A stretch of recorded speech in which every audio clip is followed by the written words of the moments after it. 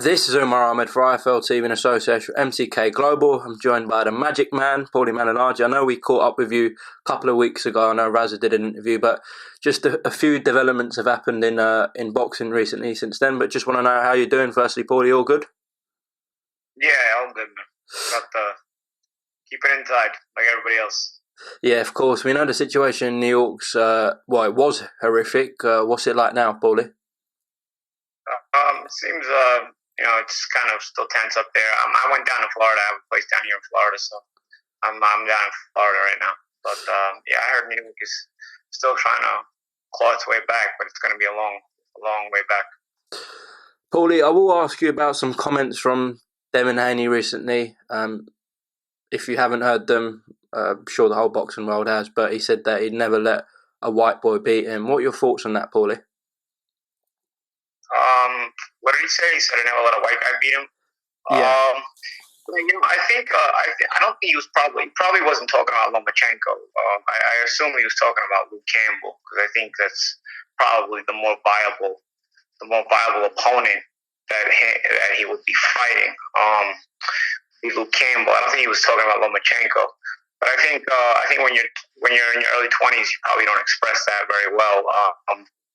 It's not something that's that great to make racial in 2020. Especially with so many racial tensions in the world and whatnot.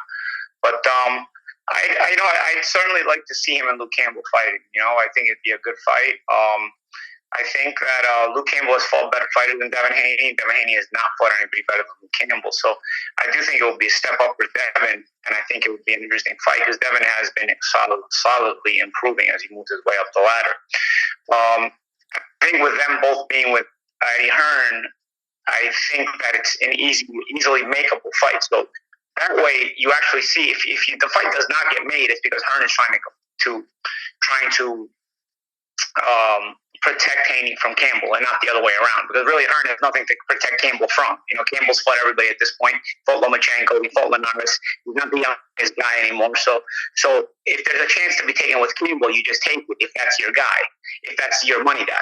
If Haney though is your money guy, then you kind of pick and choose because he's still younger. Now, Haney has not stepped up to the Campbell range yet. Haney has been a fighter who has beaten some pretty good fighters, but he's not stepped up to the level of a Campbell yet. So I think the fight could be made. I think it would be a good fight, but if the fight does not get made, then we all know why it didn't get made. It's to protect Haney. It's not to protect Campbell, and I just broke down why. But as far as not losing to a white guy, I mean, I don't know how to take that at this point.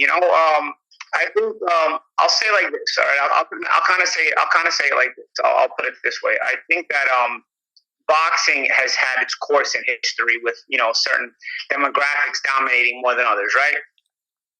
So maybe 100 years ago, maybe more like Irish fighters were better, and then you kind of had the Jews and the Italians kind of came in. They had a more dominant, Italian Americans anyway.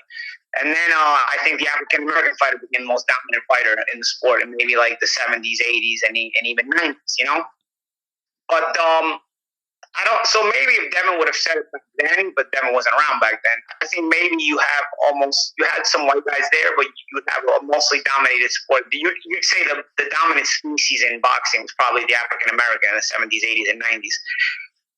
I wouldn't say, and as I said, I mean, it kind of moved along. Before that, it was the Italians and the Jews. Before that, it was the Irish, whatever, So I think it always moves along, and you find your individual cases that are one in themselves, but I don't think it's great to have the race discussion because it's just going to create division. But if Devin is going to be the one to bring it up, I don't know if Devin got the memo, but it's no longer the time of the African American anymore in boxing.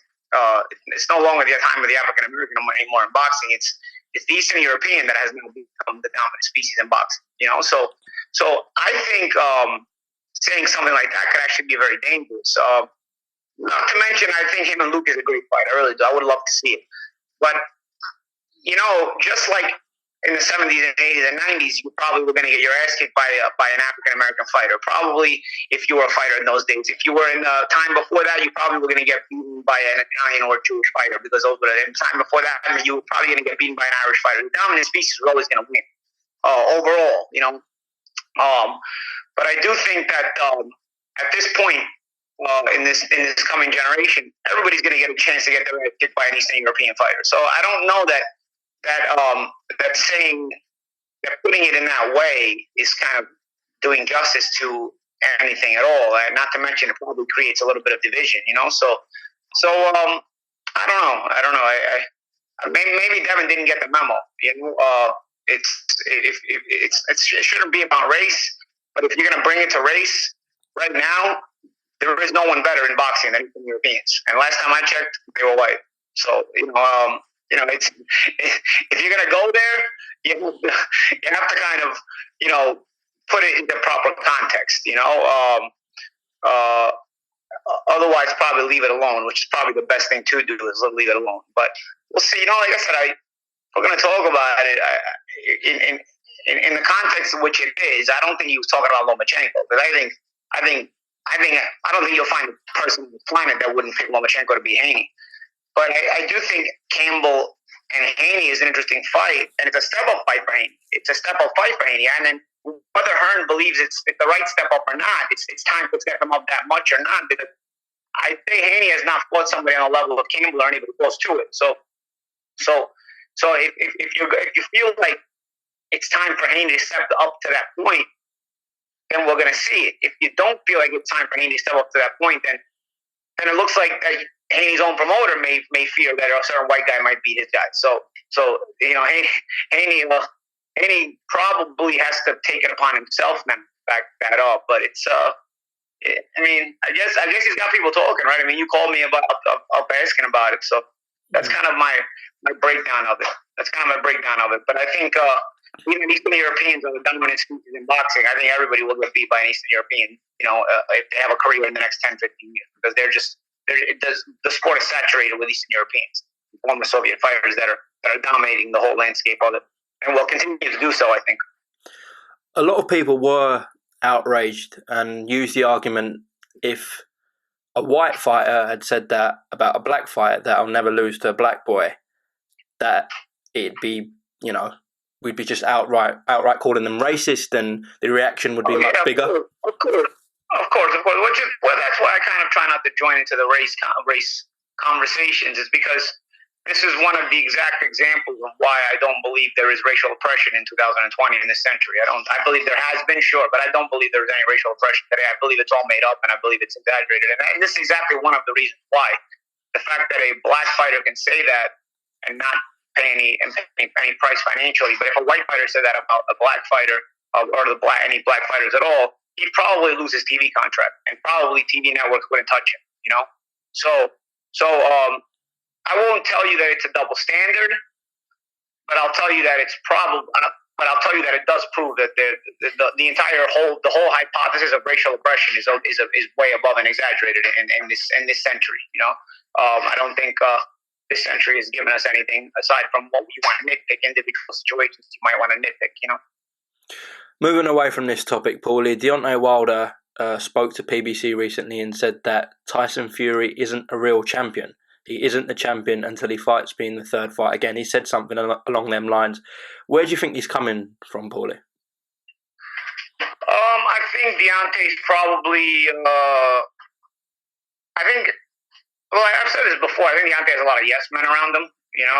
And so nobody tells him to be careful with these things that he's saying. So I think he kind of digs a hole for himself worse and worse. Is there anything to say to that? There's not really much you can say to that. I mean, he lost probably every round against Fury in the rematch before being knocked out.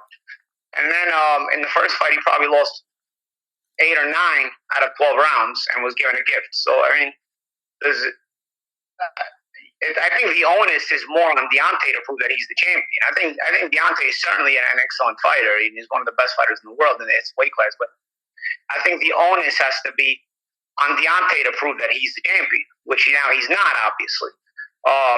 So I think the pressure and the stress has to be more on him than on Fury. I think it's quite obvious Fury is champion at this point, and in most people's eyes, is probably the number one heavyweight in the world consensus wise. So I don't know. No, but again, sometimes an athlete has to make himself believe certain things in order to try to be successful. And then Deontay's kind of doing that to himself, and maybe it'll work. Or he's going to fall flat on his face. Because again, if you go into a third fight with Fury and get dominated again, all these comments are going to come back to burn you tenfold. So he's got to, maybe he's doing it to put the pressure on himself to be the best he can be. And if that's the case, then more power to him. We know Wilder's sticking with Jay Diaz and Mark Breland, but he has mentioned about bringing other people in. We know he's had over 40 fights now. Do you think it's too late to make any changes, Paulie? I don't know. Deontay has a couple of weapons. I don't know that he can add too many weapons, But I do think that he was thrown off by the aggressive mentality of Fury in the fight, and I think that kind of put him on his back foot, and he never really recovered from it. I think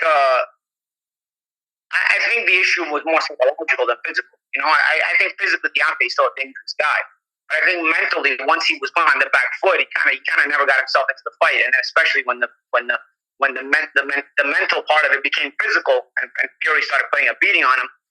I think that it was hard to recover from it. But I just think I don't know that he can tactically do anything different, but he can make certain better decisions in the ring at different times.